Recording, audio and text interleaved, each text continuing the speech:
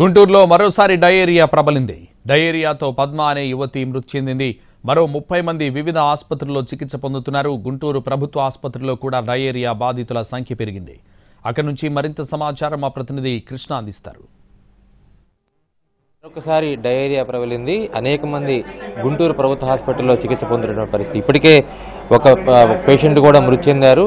అయితే దీనికి సంబంధించి ఎంతమంది ఎఫెక్ట్ అయ్యారు, ఎలా ఎఫెక్ట్ అయ్యారని తెలుసుకునే ప్రయత్నం చేద్దాం. గుంటూరు సూపరింటెండెంట్ గారు ఉన్నారు. సార్ చెప్పండి, ఎంతమంది మీ హాస్పిటల్కి వచ్చారు, ఏ సిమ్టమ్స్తో వచ్చారు? దాదాపు 15 మంది పేషెంట్లు మనల్ని అప్రోచ్ చేయడం జరిగింది. వీళ్ళు కూడా డయేరియాతో అంటే మోషన్స్తో విరేచనాలతో వచ్చారు. అలానే వాంతులు కూడా అవుతున్నాయి అన్నారు. 2-3 రోజుల నుంచి కూడా ఇబ్బంది పడుతున్నామని వాళ్ళు చెప్తుంటే జరుగుతూ ఉంది. నగరంలోని వేరియస్ ప్రాంతాల నుంచి వస్తున్నారు. మెయిన్గా శ్రీనగర్, సంగడగుంట, శారదా కాలనీ ఆ ప్రాంతాల నుంచి వచ్చారండి. వీళ్ళందరూ కూడా ఒక పేషెంట్ అయితే మాత్రం దాదాపు 3 రోజుల నుంచి డయేరియాతో సఫర్ అవుతూ ఒక ఆర్ఎంపీ డాక్టర్ దగ్గర ట్రీట్మెంట్ తీసుకుంటూ మన దగ్గర రావడం జరిగింది. వచ్చేటప్పటికే ప్రొఫౌండ్ షాక్లో ఉంటాం. ఆ షాక్లోనే గుండె ఆగిపోయి చనిపోవడం కూడా జరిగింది. 18 సంవత్సరాల చిన్న పిల్ల చనిపోవడం జరిగింది. మిగతా వాళ్ళందరూ అయితే మాత్రం ఇక్కడ ఐసీయూలో పెట్టి మేము ట్రీట్మెంట్ ఇస్తున్నాం. అందరి కండిషన్లు కూడా వైటల్స్ అన్ని స్టేబుల్గా ఉన్నాయి. సో వాళ్ళు చెప్పడం మాత్రం డయేరియా అని చెప్తున్నారు. ఒక నగరంలో ఒక ఏరియా కాదు, 2-3 ప్రాంతాల నుంచి వచ్చారండి. అంటే మీకు ఇప్పుడు చూసిన సిమ్టమ్స్ ప్రకారం ఏ ఎఫెక్ట్ అయ్యి ఉండదు? అంటే ఫుడ్డా, వాటరా, లేదంటే ఎటువంటి కారణాలు అయి ఉండొచ్చు? సో వీళ్ళందరూ కూడా నగరంలోని ఒక్క ప్రాంతం లేకపోతే ఒక ఫంక్షన్ నుంచి రాలేదు, డిఫరెంట్ ప్రాంతాల నుంచి వచ్చారు. వాళ్ళు కూడా డయేరియానే మెయిన్ కంప్లైంట్గా ఉంది. డయేరియాతో వచ్చారంటే అది ఫుడ్ కావచ్చు, లేకపోతే వాటర్ కంటామినేషన్ కావచ్చు. ఏది అనేది నిర్ణయించడానికి క్షేత్ర పరిశీలన అవసరం.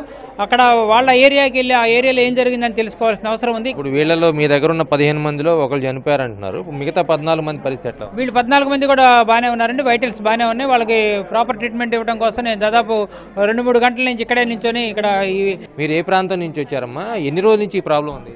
సంగరగుంట నుంచి వచ్చాము. సంగరగుంట. ఎన్ని రోజుల నుంచి ఉంది ప్రాబ్లం? మా అమ్మాయికి అయితే 2 రోజుల నుంచి ఉంది. దేని వల్ల అనుకుంటున్నారు? నీళ్ళ వల్లే అనుకుంటున్నాం. వాటర్ అంటే బాగా రావట్లేదా? బాగా రావట్లేదు.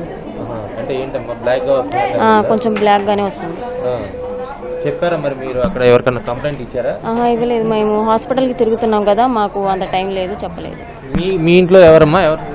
మా ఆయన అండి. మా ఆయన ఏం జరిగింది? వాంతులు విరేచనాలు నిన్న ఇయ్యాల. ఏమనుకుంటున్నారు మీరు? మామూలుగా వాంతులు అవుతున్నాయి, బాగోట్లేదు అనుకుంటున్నాను. నీళ్ళ వల్లేనా? తెలియదు సార్. వాంతులు అంటే వస్తున్నాయా? నీళ్ళు వస్తున్నాయి.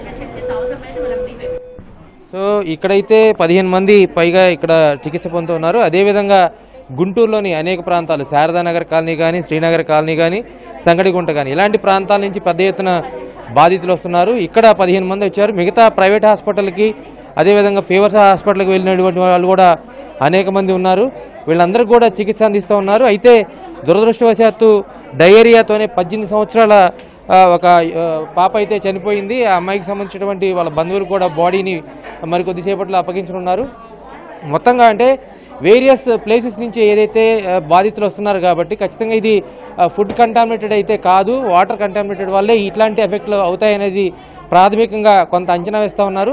అయితే పూర్తి స్థాయిలో, క్షేత్రస్థాయిలో దీని మీద పరిశీలన జరిపిన తర్వాత దానికి సంబంధించినటువంటి శాంపిల్స్ ఏవైతే ఉన్నాయో, ఆ నీటి శాంపిల్స్ కానీ అవన్నీ కూడా ల్యాబ్స్కి పంపించిన తర్వాత పూర్తి స్థాయిలో రిపోర్ట్ వస్తే కానీ ఏ విషయం చెప్పలేమంటున్నారు. ప్రస్తుతానికైతే జీజీహెచ్లో ఎవరైతే హాస్పిటల్లో ఉన్నటువంటి ట్రీట్మెంట్ పొందుతున్న వాళ్ళ పరిస్థితి అయితే నిలకడగానే ఉంది. కానీ పూర్తి స్థాయిలో ట్రీట్మెంట్ అందించిన తర్వాత మాత్రమే వాళ్ళ పరిస్థితి చెప్పగలమనేది డాక్టర్లు స్పష్టం చేస్తున్నారు.